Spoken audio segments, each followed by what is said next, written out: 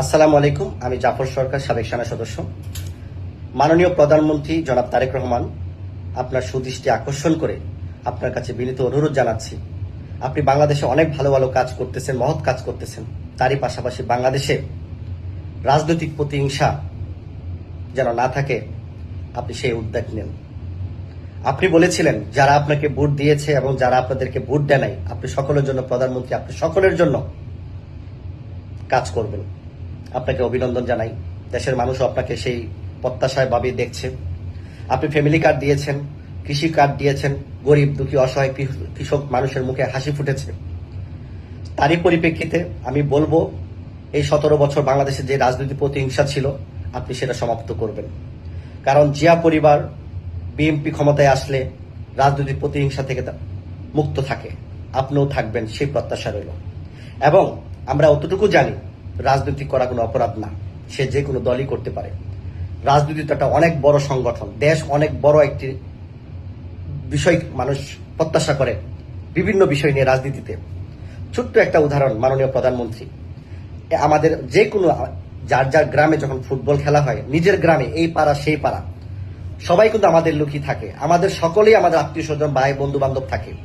কিন্তু যখন দুইটা গ্রুপ খেলে, তাদের নিজেরাই কিন্তু নিজেদের একটা গ্রুপকে বেছে নেয়, ও এই গ্রুপকে পছন্দ করে, এই দলকে পছন্দ করে, অথচ তারা কিন্তু নিজেরাই লোক। তো ফুটবল একটা ছোট্ট খেলা, গ্রামের পাড়ায় খেলা, তারাও যদি ওইখানে একটা সাপোর্ট নিতে পারে যে আমি একে সাপোর্ট করলাম, ওরে সাপোর্ট করলাম, তো বাংলাদেশে তো রাজনৈতিক বড় একটা ইস্যু, বড় একটা বিষয়।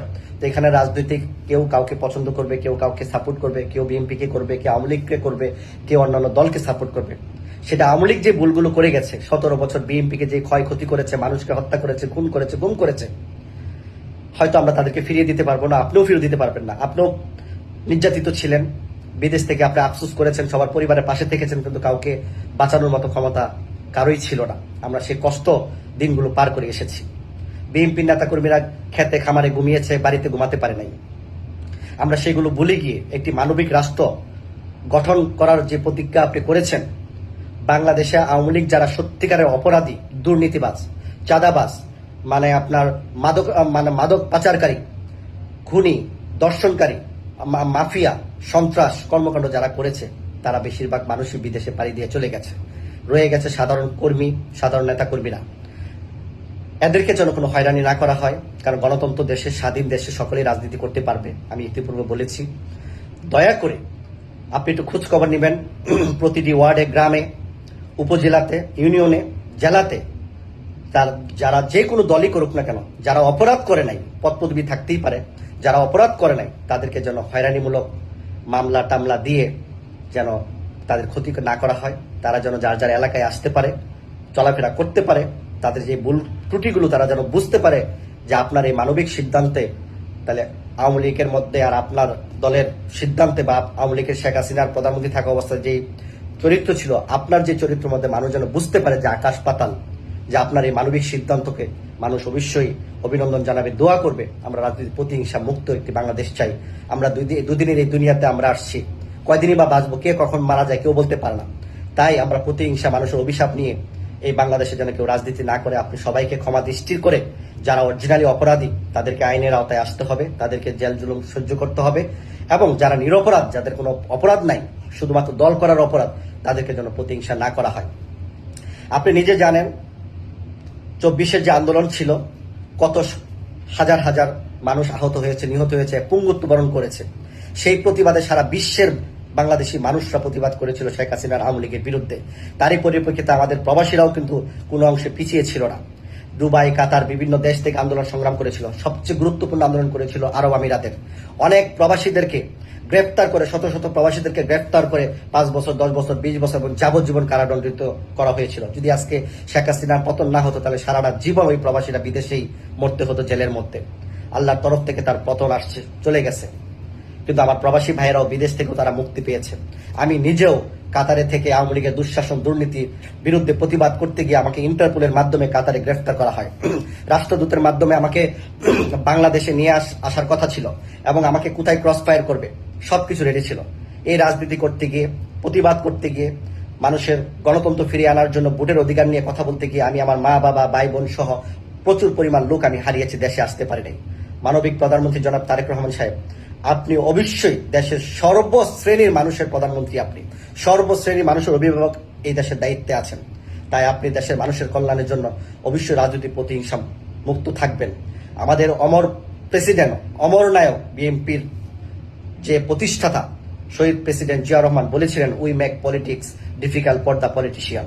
উনি রাজনীতিতে একটি প্রতিযোগিতামূলক চ্যালেঞ্জিং ব্যবস্থা করে দিয়েছেন, যেন রাজনীতির মানুষ চ্যালেঞ্জিং মোকাবেলা করে যেন রাজনীতি করে। আপনি সেই পথে ব্যবস্থা করে দেন, সবাই যেন মোকাবেলা রাজনীতিতে সুন্দরভাবে যেন তারা রাজনীতি করতে পারে, সেটা রায় দিবে জনগণ। জনগণ কাকে ভালোবাসবে না বাসবে, সেই পথ, সেই গণতন্ত্র, সেই মানুষের ভাষা, সেই মানুষের কণ্ঠগুলো আপনি ফিরিয়ে দিবেন। আমাদের যে ক্ষতি হয়েছে, বিএনপির যে ক্ষতি হয়েছে, সেগুলো হয়তো ফিরিয়ে আনা সম্ভব না মাননীয় প্রধানমন্ত্রী। তাই আপনার কাছে আকুল আবেদন জানাচ্ছি, বাংলাদেশে যেন প্রতিহিংসা যেন না থাকে। আপনি সর্ব জায়গায় আপনি খবর নিন, যারা দল করার কারণে তাদেরকে মামলা হামলা দেওয়া হয়েছে, বাড়িঘরে ফিরতে পারে না, তাদের প্রতি আপনি মানবিক দৃষ্টি আকর্ষণ করছি, এবং তারা যেন মামলা থেকে বেরিয়ে এসে একজন সুনাগরিক হিসাবে যেন তারা বাংলাদেশে যেন নিঃশ্বাস ফেলতে পারে। প্রিয় দেশবাসী, যারা এই ভিডিওটা দেখবেন অবশ্যই শেয়ার করবেন, যেন আমাদের মানবিক প্রধানমন্ত্রী জনাব তারেক রহমান সাহেবের দৃষ্টি আকর্ষণ হয়। ধন্যবাদ সবাইকে। আসসালামু আলাইকুম। আমরা আগেও প্রচুর কথা বলেছি, মব কিন্তু একটা স্পন্টেনিয়াস আনস্ট্রাকচার্ড রেসপন্স। আমরা ইন্টারিমের সময় একটা ভিন্ন জিনিস দেখেছি, সেটা হচ্ছে একটা পরিকল্পিত মব। পরিকল্পিত মব হয় না, কিন্তু এই চেষ্টা হয়েছে। কেউ কেউ বলে যে তোমার ওখানে আমি মব করবো। মব কি বলে করা যায় নাকি? আমি আবারও বলছি, মবের চমৎকার উদাহরণ হচ্ছে আমরা যখন কোনো পকেট মারকে ধরতে পারি, তখন সবাই কিন্তু আমরা স্ট্রাকচার না, প্ল্যান না, একজন ধরেছি সবাই এসে জড়িত হচ্ছে। সো ইন্টারিমের সময় আসলে একটা নতুন ফেনোমেনন তৈরি হয়েছে, যেটাকে আমরা মব বলি। ইন মাই কনসিডারেশন এটা বহু ক্ষেত্রে আসলে মব না, আপনি অর্গানাইজ করছেন।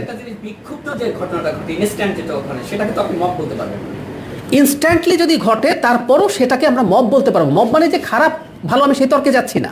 আপনি আমার যেটা প্ল্যান্ড না, যেটা স্ট্রাকচার্ড না, সেটা মব। এখন সেই মবের হাতে কখনো কখনো খারাপ কাজ ঘটে, কখনো কখনো আমাদের কাছে অ্যাপারেন্টলি ভালো কাজও হতে পারে। কিন্তু আমরা একটা নতুন ফেনোমেনন দেখছি, বারবার বলছি যে আপনি আসলে পরিকল্পনা করছেন। ওই পত্রিকা অফিস ঘিরে ফেলো, ওর বাসা ঘিরে ফেলো, ওটা করে ফেলো, এগুলো তো এক ধরনের পরিকল্পনা করে। ইভেন কুষ্টিয়ার ঘটনাটাও পরিকল্পনা করে করা হয়েছে, তাই না? সো আমরা এটাকে মব বলতে চাই না। এখন আমি ওই জায়গায় আসি, সেটা হলো, আপনারা জানেন যে ফৌজদারি অপরাধ তামাদি হয় না। এখন আজকে থেকে 15, 20, 25, 30 বছর পরও এই অপরাধ আসলে যে অপরাধ ঘটেছে। এখন এই অপরাধগুলো কোনটাকে আমরা অপরাধ বলবো? একটা গণ অভ্যুত্থানের সময় আমাদের এই জায়গাটা আবার একটু মাথায় রাখতে হবে। একটা গণ অভ্যুত্থানের সময় আগে পরে, সময়ে এবং পরে একটা ফ্লুইড সিচুয়েশন থাকে, যে আমরা আসলে